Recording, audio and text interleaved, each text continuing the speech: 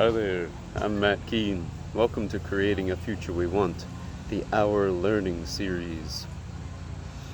I had the great privilege of going to a fine university for higher education.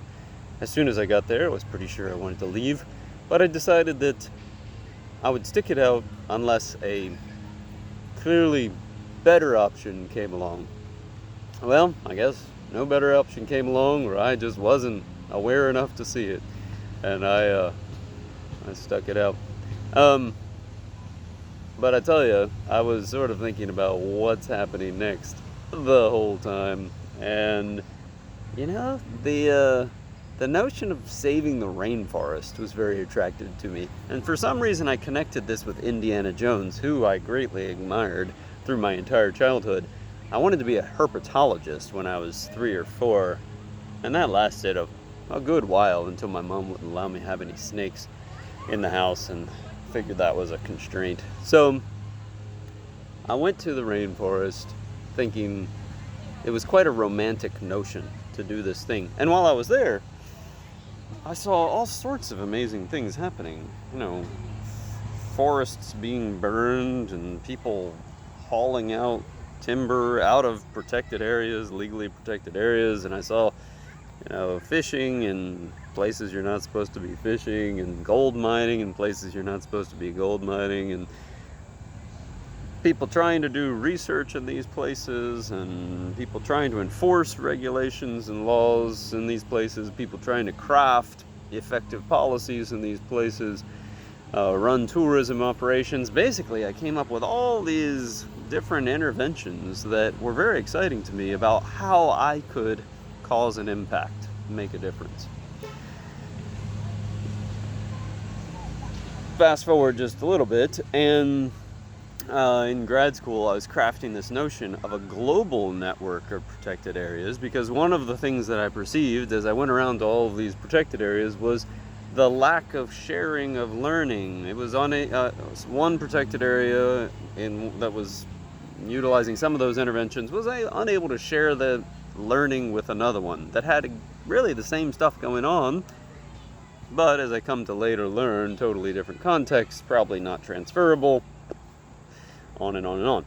So I got to this efficiency of learning concept, and then I got more into, the reason nobody's sharing or learning, or why this protected area is ineffective there, and that one seems to be a little better at this than that one.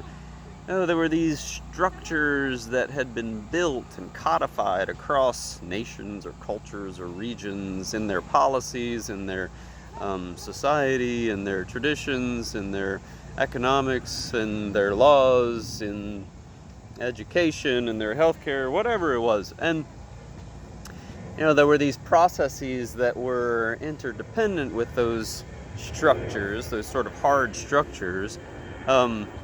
And it made it very difficult to do these other things, like run an effective protected area that resulted in a more healthy ecological system. So I was sort of beginning, or in the midst of this flow for me, of how I was understanding my way of having an impact. How am I going to cause change? What transformations am I going to be a part of? I'm convinced the world's screwed up. What am I going to do? How am I going to make any difference? And I really had not settled on anything, to be honest. Nothing was very attractive to me, but I was doing little bits here and there that I'd like to think were helpful in those little places where I was doing them. Well, then I kind of went into this more of what are the mindsets and the worldviews and the philosophies that the world has, underpinning our economic system, or underpinning our education system, and within myself, underpinning my way of thinking. What are the paradigms, the dominant paradigms of a culture, that or of humanity, of civilization, of life. So I found that the next stage after that, which was fairly macro, really, I went all the way to the other side of things. My mom's an artist and my father's an engineer, so doing this was totally normal for me. And then I was at this micro stage of like ways of thinking for an individual, ways of sensing for an individual, ways of feeling, and examining these things in myself. And this was not natural for me. I'm not naturally, I don't think, a compassionate person, overtly anyway, or empathetic person, emotional person in certain ways. Some of that is just not innate to me. So that was a struggle, and not surprising that it sort of came last in the process in a way.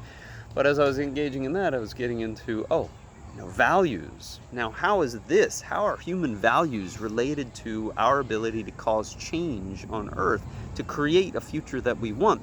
And this feeling like values are the most powerful forces on Earth, and somehow this will be the process for affecting the well-being of all life. I mean, we built a world that doesn't even provide for its own species. Like, the species doesn't provide for its own species, meaning that we don't know ourselves very well, in a sense. In other words, we don't love ourselves as a species. And one thing I've come to understand, I believe, is that if you cannot know or love yourself, it's very unlikely you're going to know, understand, and love other. So I've begun this process of exploring what I call deep praxis for a future we want, and I'm in this process of reconceptualizing self and others and the world and relationships and systems, whether it's education, technology, health, architecture, design, economics, art, climate, and many of the praxis on creatingafutureWeWant.com that I will be populating over time are about this re-perceiving, reconceptualization of these various systems or ways of being part of our lives. And it's landed me in some pretty funny places, I find.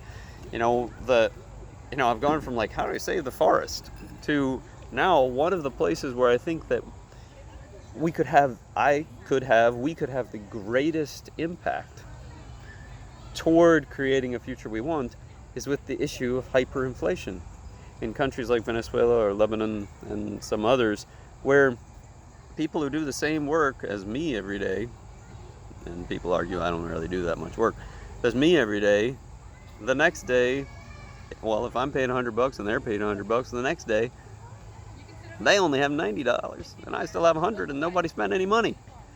Their money is inflating, their currency is inflating. So this notion of dealing with this issue and this massive loss of global economic efficiency, not to mention people not being able to buy bread, if we could address this, it could cause major change. So there's a resolution being presented to the United Nations that it should be a basic human right to have access to a stable currency.